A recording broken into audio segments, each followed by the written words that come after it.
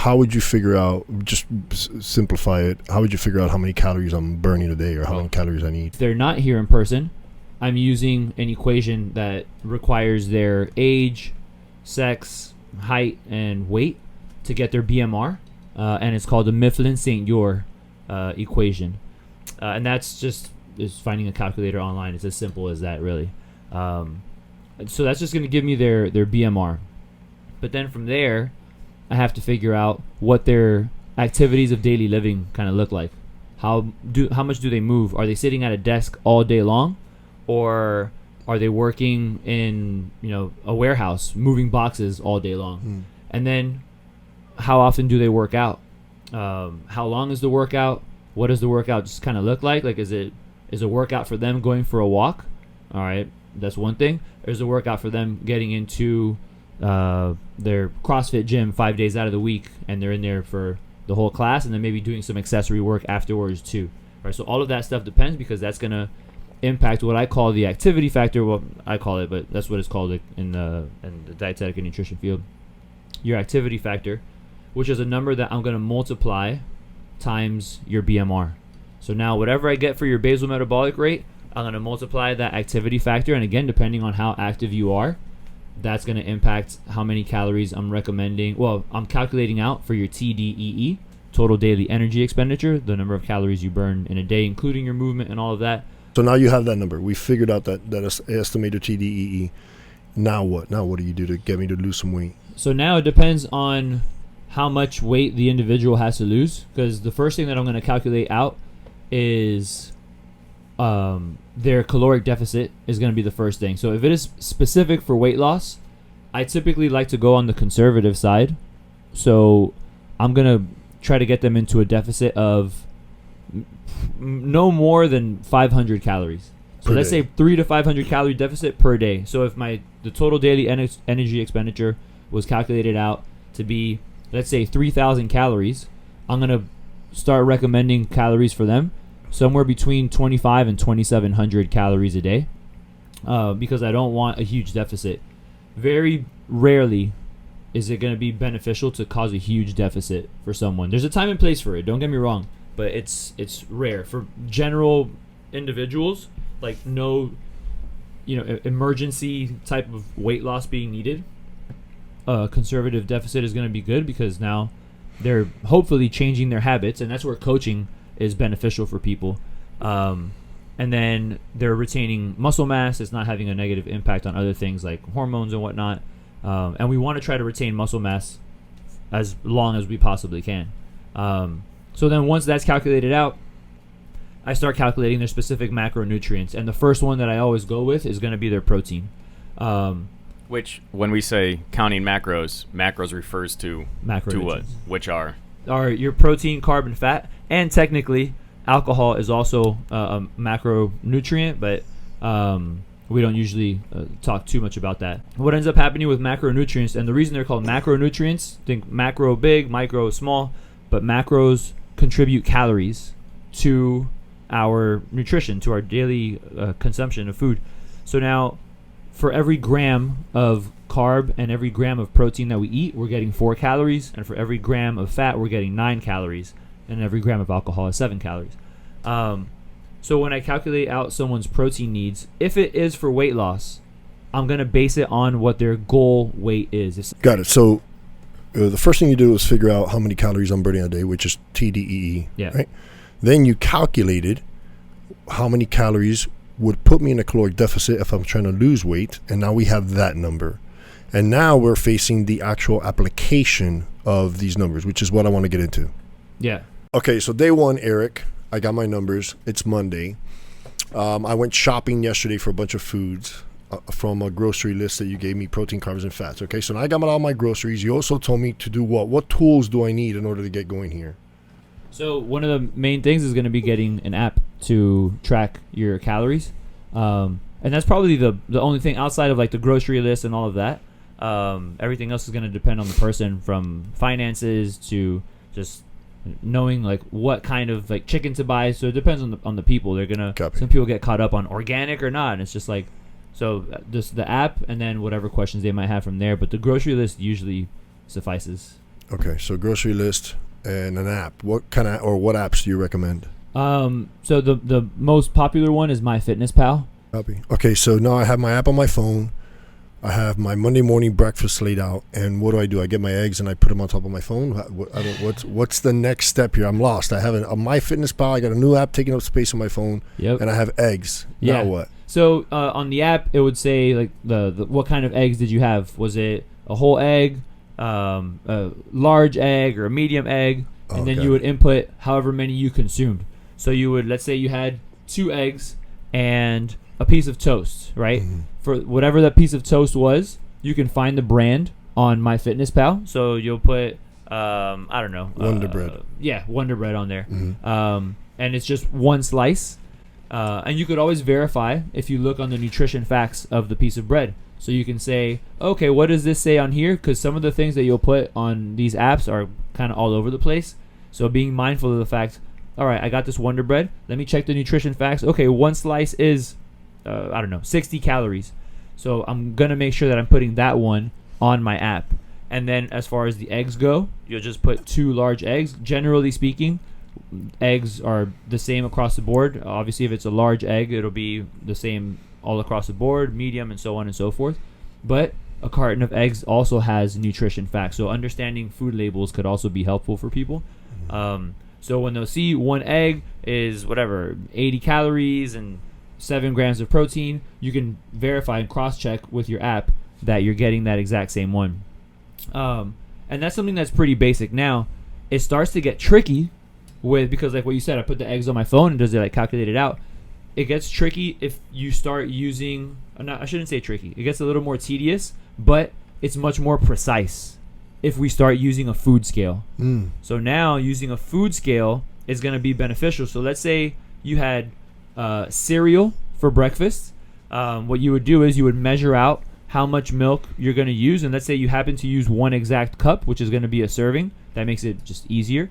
Okay, I measured out 1 cup. So I enter on here, milk, 2%, whatever brand you use. Let's say you are going to have that cereal. So what are you going to do? If you have a particular bowl that you use, put that bowl on the scale.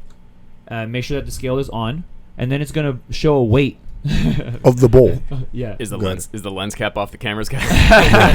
Hopefully. Yeah.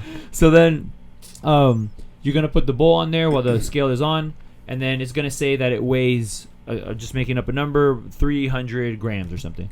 So then what you do is you tier the scale. Right, so it has a tier button. Tier means what? Clear it out, or zero it out. Yeah. So now it's like because the scale, it has the bowl on top of it, it's gonna be as if the bowl is not on there. Copy. Right. So now whatever you put in the bowl is gonna get weighed out in grams, and that's gonna be the cereal. So let's just say you had Honey Bunches of Oats.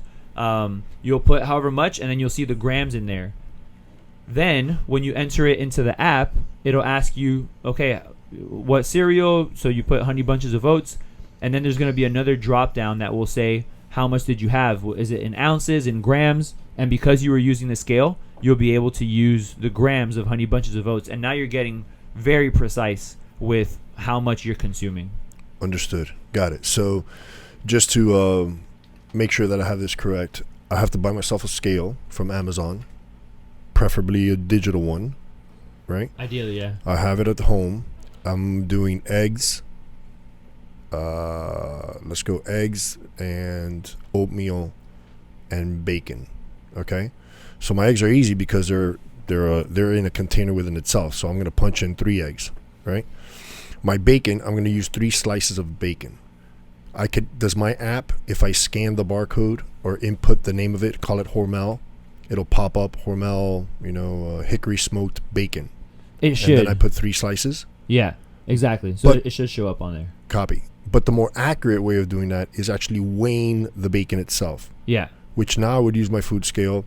I would put, let's say, a paper plate on top of the food scale. It weighs 40 grams. I clear it out. Or what was the word that you were using? Tier. I tier it out. A-R-E, I believe. Oh, yeah, that's it, yeah. Yeah.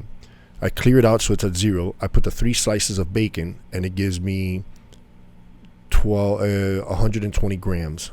So now I input 3 slices of a hickory smoked bacon. I look for it on the scroll down menu on my MyFitnessPal, and then I put 120 grams. and that's going to be most accurate for that breakfast. Yeah.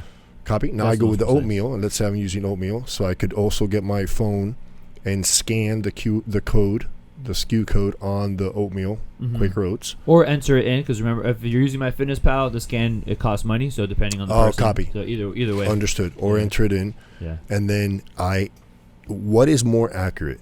Pouring the oats into a measuring cup or using the scale for weight, right? So if I'm going to have a cup of oats, is that more accurate than me actually weighing out a cup of oats? Meaning, I should say my serving of oats, or Yeah. is it the other way around? The weighing it is always going to be the Weighing. most precise one. Understand? Yeah. Let's get a little bit more complicated here.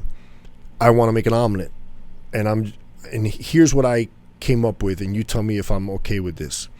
So I have my scale. I want to make an omelet, so I have my scale. I throw my bowl. I clear it out. Okay, so it's at 0. My scale is at 0 with a bowl sitting on top of it. I throw 3 eggs into it.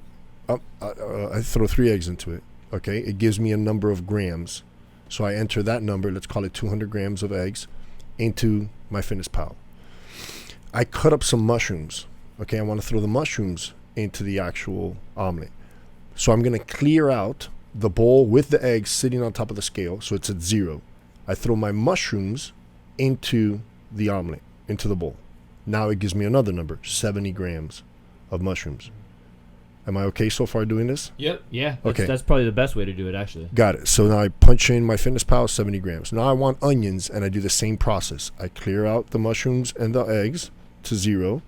I chop up my onions. I throw them in. It gives me 20 grams. I punch that in, right? Yeah. Okay, so this is the easier way, right? It's the more precise way. Maybe not. Right, easier, you're right. You know, it's No, gonna be but work, I guess what I'm trying to say in easier is, if I had the option of weighing my eggs, then moving my eggs out of the way, then weighing my mushrooms, and moving my mushrooms, right? for So sure. this is the easier way of doing it, and Most this definitely. works with if I'm making meatloaf, if I'm making something that has more than one ingredient, I could just weigh it and then clear it, and then weigh it and then clear it, and then weigh it and then clear it, as Yeah. opposed to having to have several different bowls like they do in cooking shows. Yeah.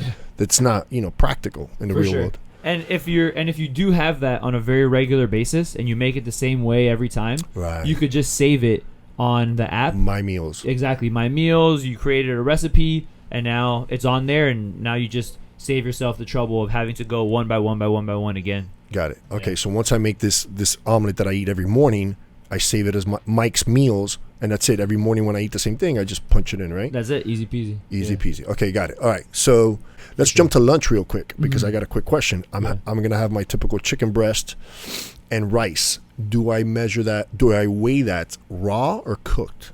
So I actually recommend weighing the rice once it's cooked and weighing the chicken breast when it's raw. Ooh. Right? So Okay. what you'll do is you'll weigh the chicken breast beforehand. What ends up happening is that they lose size because of water, but it doesn't lose the actual macronutrients. Copy. So you just weigh the chicken breast when it's raw.